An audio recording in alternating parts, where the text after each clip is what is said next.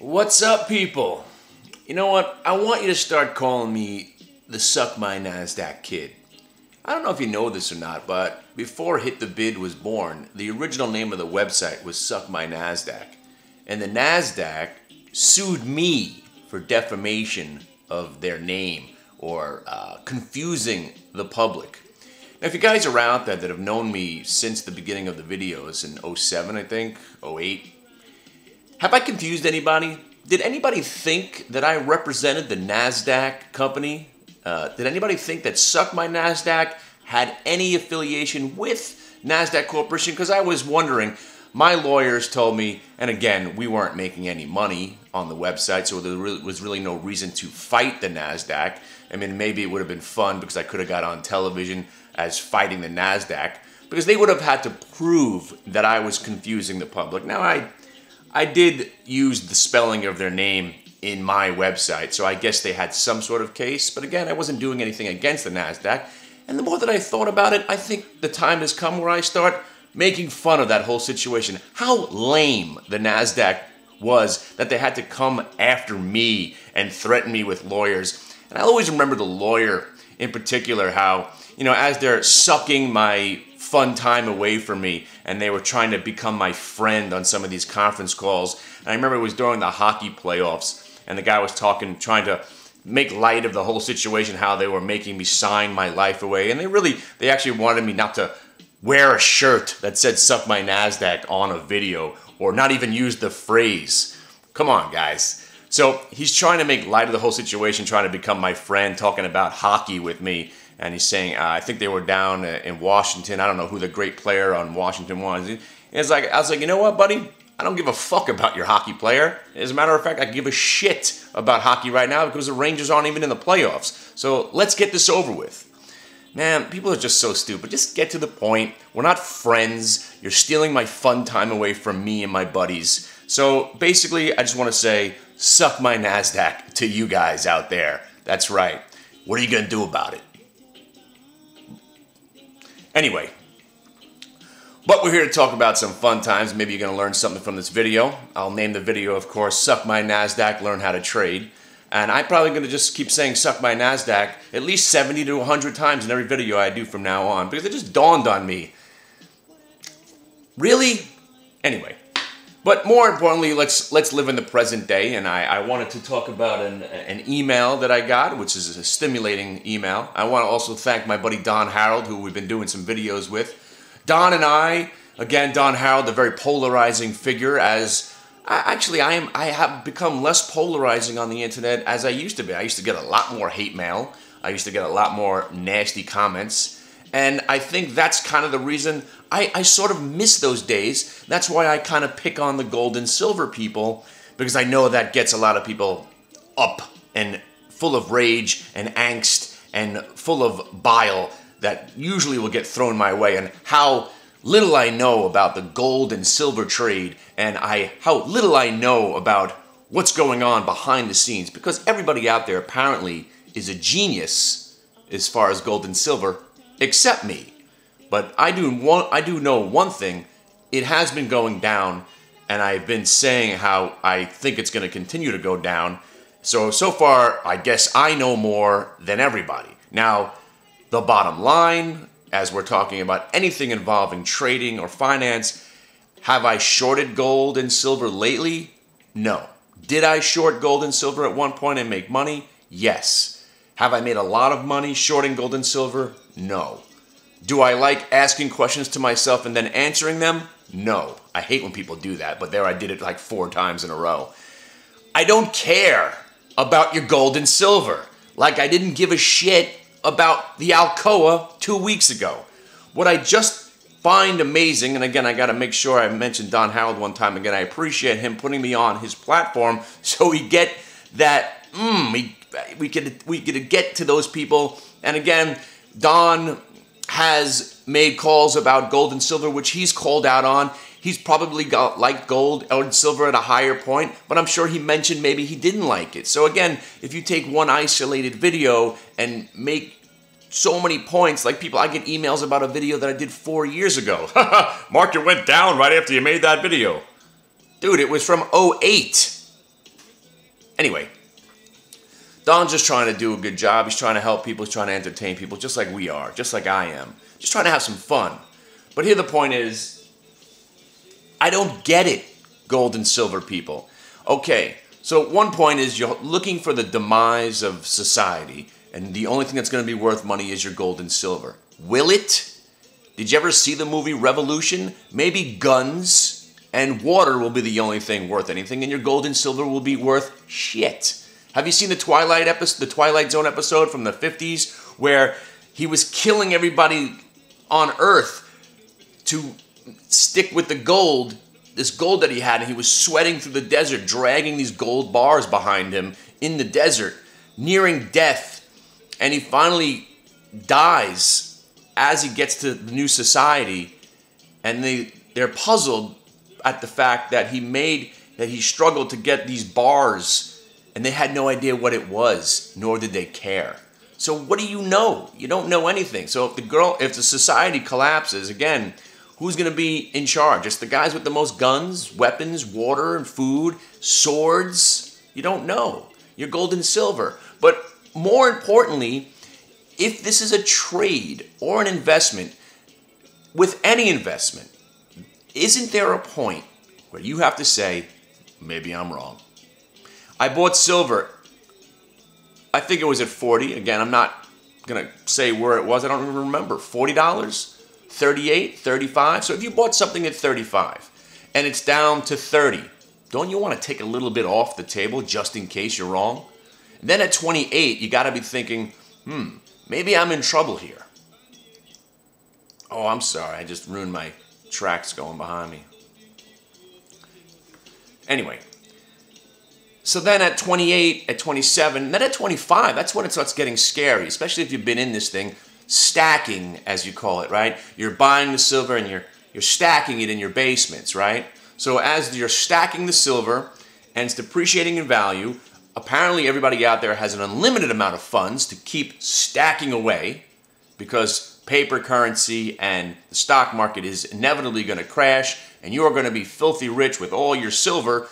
But if there is nobody to buy your silver with the paper currency and the stock market's crashing, what do you got then? You've got a basement full of silver that nobody wants, like all my baseball cards that I thought I was going to have about $1 million collection at one point, was worth about $150,000. Now I'd be lucky to get 10 G's for it because nobody gives a shit about Barry Bonds anymore, or Mark McGwire, or Ruben Sierra, or Julio Franco, or Dale Murphy, or Paul Molitor, or Wade Boggs, or Tony Gwynn, or Ryan Sandberg. I thought they would, but nobody cares about George Brett and Robin Yount. They do care about Mickey Mantle. That's the one saving grace, and some older cards that I have. But if nobody cares or wants what you got, it's worthless. Let's bring it home. Again, as an investment, there needs to be a point where you say that you're wrong. So at this point, everybody that's bought gold and silver, unless you bought it yesterday or 20 years ago, like I did, I bought gold in 1985 again, traded a Don Mattingly rookie card and a Johnny Bench rookie card for 2 ounces of gold when gold was $3.85 an ounce. So I personally am still profitable on my gold, okay, at $3.85 an ounce, which I only paid maybe $200 because I didn't pay that money for those baseball cards that I traded it for. But again, isn't there a point where if it's a stock, if it's a trade, if it's gold, if it's silver, if it's oil, that there needs to be a point where you're saying, hey, I'm going to lose a lot of money here. I better get out. Where is that point for you guys in gold and silver? Or can you mysteriously debunk every notion of investing, then you could just keep doubling up and doubling up and doubling up? Because if that's your philosophy, then you got to be the most luckiest person or financially completely independent, wealthy, and you could just keep buying silver. Maybe it's only 10 or 20% of your life savings, and you could keep buying silver. Every month you buy your ounces and ounces and ounces of silver, and you put them in your basement, and everything's going to be all right when silver finally does bounce. But as an investment, as someone who's looking to get into it, isn't it irresponsible to keep saying you're buying a losing commodity here, unless you have 10 years. But now, if you're buying silver now, okay, or if you bought it at 30 and you have to wait 10 years for it to get back to 30 bucks, was it worth it? All right. More importantly, if you can make 60% on your money in a day, wouldn't you rather concentrate on other things? So instead of harping on the gold and silver trade, and I got to get to this email, why not just look for what's in play for the day, like BlackBerry yesterday? I love stocks that just don't want to go away. FEYE didn't want to go away. CRE finally caught a bottom. That's FEYE, which we don't own anymore. CRE, which we don't own anymore. Just want to throw those out there. I don't own these stocks anymore. We had some fun with them. And BlackBerry. The stock broke out. I'm not going to ask, is the Samsung deal legitimate? Are the future prospects of BlackBerry fantastic now? Will this company survive? Is somebody going to buy them? I personally don't care. The stock broke 11.35 and I missed the target. 11.50 I started to hesitate. 11.60 I'm like, Mom, maybe I should get involved. Finally, at 11.70, 11.75, and 11.80, I was like, you know what? This thing's probably going to get to 12.50 by tomorrow. And that was Wednesday. Possibly could get there by the end of the day. If it did, I probably would sell. If not, I was going to hold some overnight for the 12.50 close that I was anticipating for Friday, being today. Stock got to 12.50 3 hours later. So I took most of it off the table. With the options, we were up close to 60% at one time. We made 50%. 50% on your money in 3 or 4 hours. Wouldn't you rather concentrate on something like that than be worried about the demise of society and if gold and silver are finally going to bounce? See, that's where I am. And you gold and silver guys and all, you're angry. I know, you're pissed. And you get all uppity about your stacking. I'll be with you. If silver becomes a good trade, hey, I'll be buying it also. I love silver coins. I have tons of silver coins. I would like to see silver at $30 or $40 again. I like silver. But it's just a bad trade right now. It's a bad idea. And it just seems like you guys aren't admitting it. Now, BlackBerry not selling it all at $12.50 yesterday turned out to be a bad trade because suddenly the stock tanks into the close. And it's gapping down today. I think it's down a little bit, and I don't really care because I don't have that much. It could go to zero right now. I'd still come out ahead. Okay? That's the beauty of taking something off the table, and now I have a trade on, which is playing with the house money. Same thing with the Qs. We sold some Qs. We sold some Alcoa. Really down to mostly cash right now, waiting for the next idea to come along. The Walter Energy. Now I want to talk about Walter Energy in comparison to silver, and I'm going to get that because I got to get to this guy's email. One of the silver guys, I think he's a silver guy or anti-fiat currency. I've heard the word fiat currency. When I hear fiat, I'm always thinking about those Italian cars that were dubbed lemons while I was growing up. Fix it again, Tony. They've made a resurgence, but fiat currency, paper currency, the demise of the US dollar, I don't care about any of that. I just try to live in the days, what's happening today, how am I feeling? Are my kids doing well in school? Is my wife happy? What is she doing? Am I getting a massage? Is my wife smiling? What can I do tomorrow? What's for dinner? That's how I live my life. Am I feeling okay is the main concern right now. And how can I dull the ringing in my freaking ears? Because now I'm taking a drug called lipoflavonoid. It's a scam. I'm sure of it, but I'll try anything. And that's me. I'm a victim now.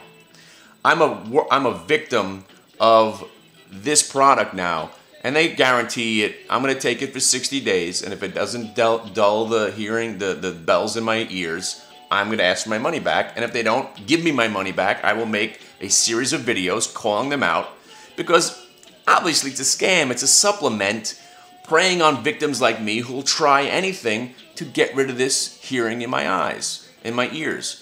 I think what really can help with tinnitus is relaxation. The meditation has helped.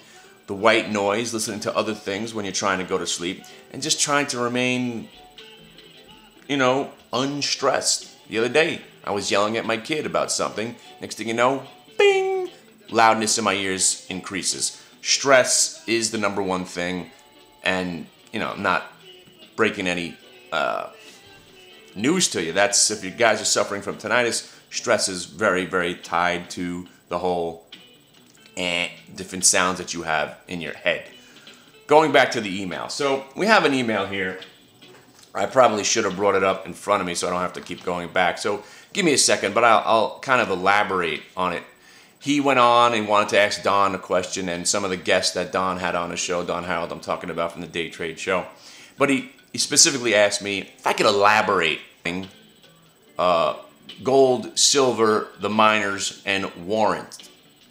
And my response is old. All right, we still got it. I don't know exactly what you want, but I thought maybe you were referring to the group Warrant. I know they were a rock band in the 80s. I'm not too sure if that's what you were alluding to, but I know nothing about gold, silver, warrants, or the miners. I just know what's happening today, and maybe I will participate in something if it fits the criteria that, to me, gives me an 85% or more chance of success. And yesterday, BlackBerry's trade was one of those trades, and that's why I did it. Cyber, sadly, we were out of that stock. We didn't partake in any of that fantastic 10-point move. And again, I was on the Benzinga show talking about how I love cyber and the Israeli stocks that I owned at the time. Now again, I'm always talking about whether or not making a good call means anything if you're in it. I'm sure there's somebody out there that listened to my video, listened to my show, or saw one of my posts talking about how much I loved cyber. Do you think Joe Trader out there who bought cyber when I told him to get in at 28 bucks, do you think he cares whether or not I own it? He bought it because I told him to at 28 bucks, and he's sitting with a stock now trading at 42. Do you think he cares if I own it or not? No. The people that send me the emails are the people that buy a stock that go down. If I tell you to buy a stock and it goes down, now you're pissed because I don't own a stock that's going down when I told you to buy it. So there's no winning here. Like the guy that's still commenting on videos that I made 6 years ago. That was some video you made that day. Oh, man, the market tanked. Like, for 6 months, the market tanked after you made that video. And what do you know? 2 days later, I was shorting Bear Stearns. You dummy. Just like Alcoa. Was shorting Alcoa that day, right? And at $13.85 when it got to the price, give me back my Alcoa. Loving it at $13.85. Still own the Alcoa. But you know what? Once the Alcoa breaks down, had some struggles here at 17, so we lightened up on the Alcoa again.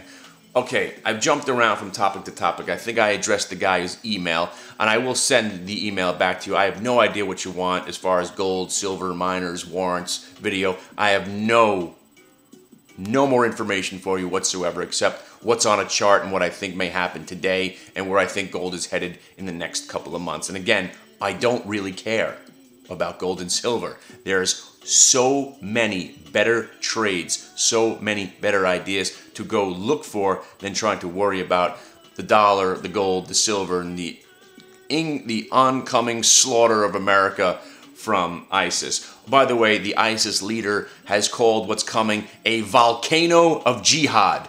Now, I'm not going to, what's the word?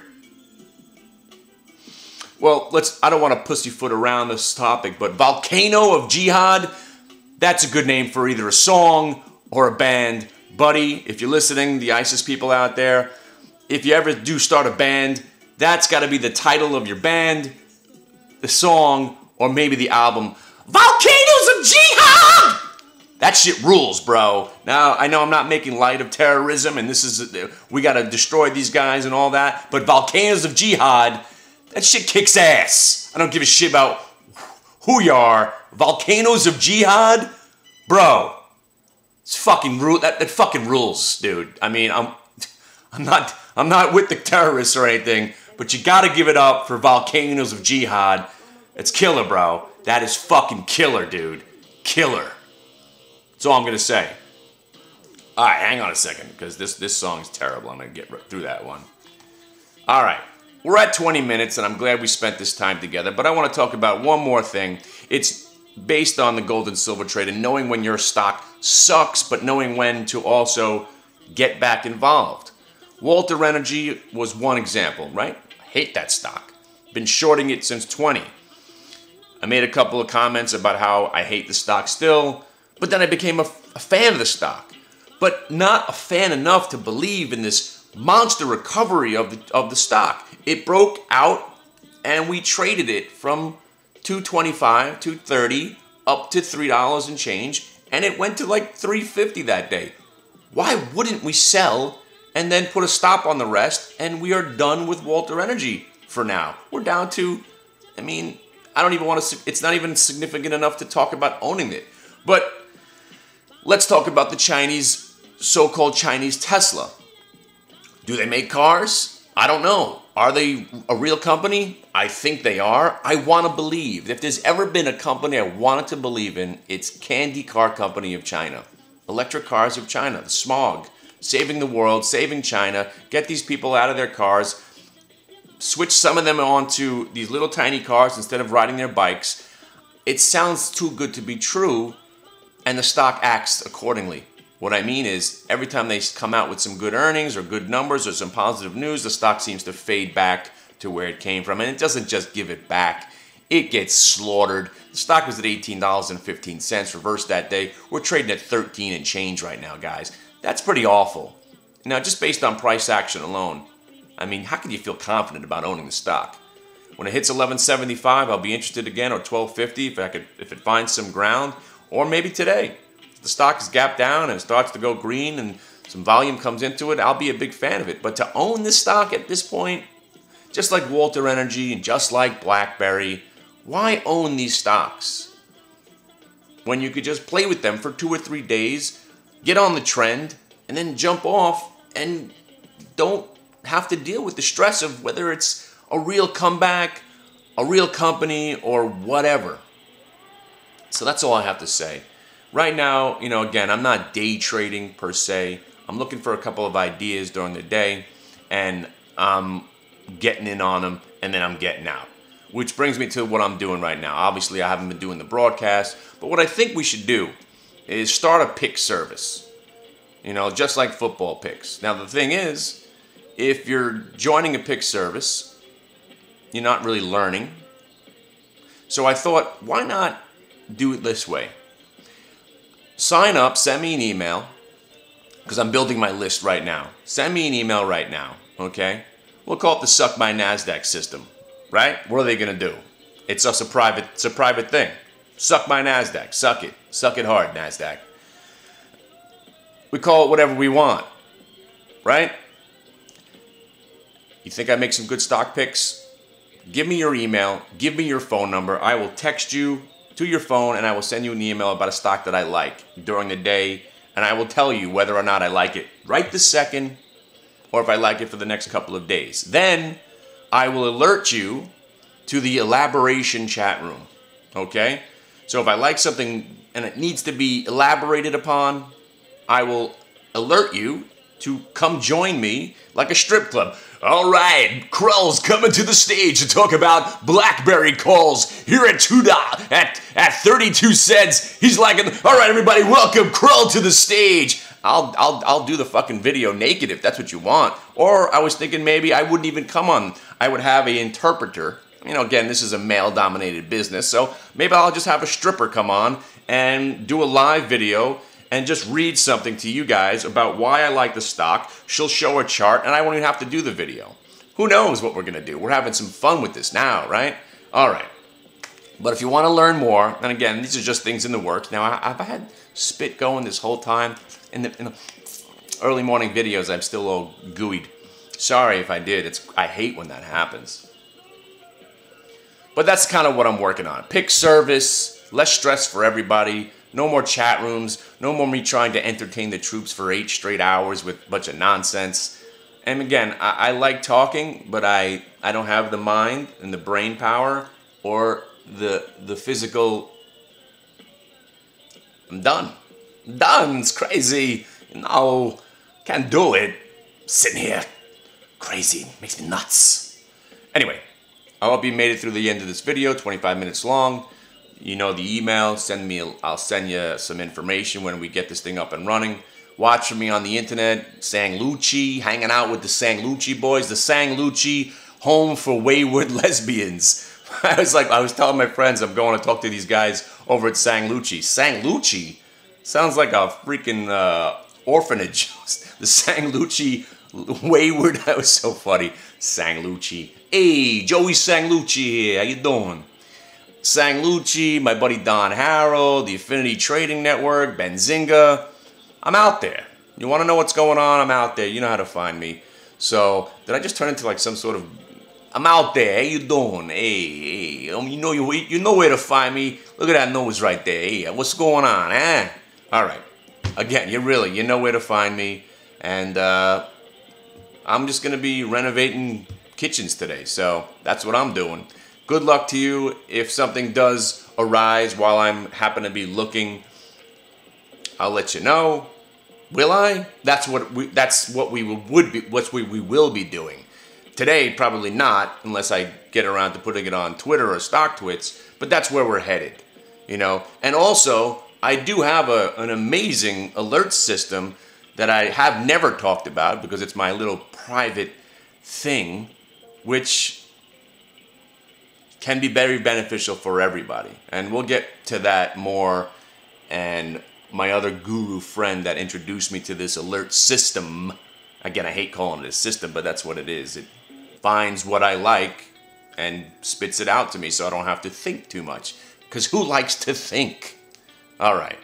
I hope I made some valid points today. And have a great day and enjoy your weekend.